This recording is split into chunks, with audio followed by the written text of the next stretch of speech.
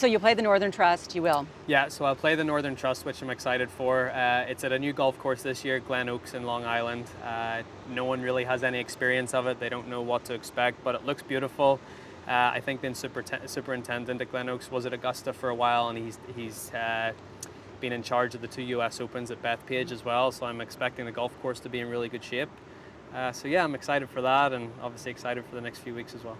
And defending your championship at the FedEx. Yeah, defending the FedEx Cup, and I feel like I'm in a similar position this year than I was.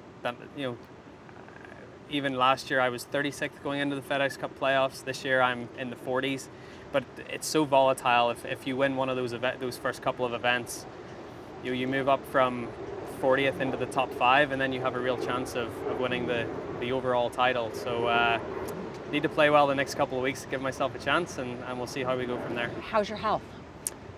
My health's good. It's not quite as good as it could be. What is it? What's the... It's an inflamed rib joint. So it's your CV joint, connects your rib to your vertebrae. And there's a little inflammation in there.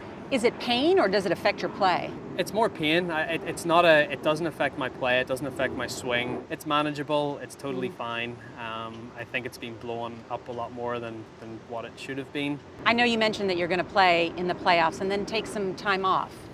That's the most likely plan at the minute. It's a little bit up in the air, but I'm going to play the FedEx Cup playoffs, hopefully play through the Tour Championship. I'm definitely going to play in the Dunhill Links Pro-Am in St Andrews with my dad at the start of October. We've been earmarking that one for a while. We're both really excited about that. And then after that, I will probably take some time off. I think it's the necessary course of action to take if I want to be 100% going into next season. Going into Augusta? Going into Augusta as well, yeah. Yeah, look, Augusta and the Masters is a huge thing on my radar. It's the only major that I have left to complete the set. And it's cool now in golf, there's 3 people that now have a chance to win the career Grand Slam. It's me at Augusta, Phil Mickelson at the US Open, and then Jordan Spieth at the PGA. So we all have a chance of doing something pretty special and joining that elite group of guys. There's only been 5 guys ever to complete the career Grand Slam in golf.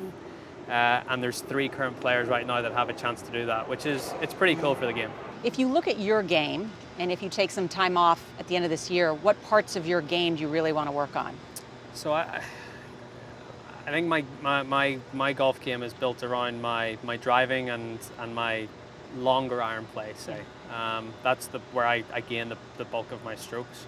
So for me, it's wedge play, and specifically from 100 yards to 150 yards. That's something I really need to work on. And then in my putting, I'm actually pretty good from like inside of 8 feet. I'm pretty good. I think I'm like 72% right now on the PGA Tour, which is maybe in the top 20. So that's pretty good. But from 10 feet out to like 20 feet or 10 to 25, that's where I struggle. And there are 2 areas in my game. If I can improve, that'll make a huge difference going forward for me. And that's not new, that's just always been part of your game.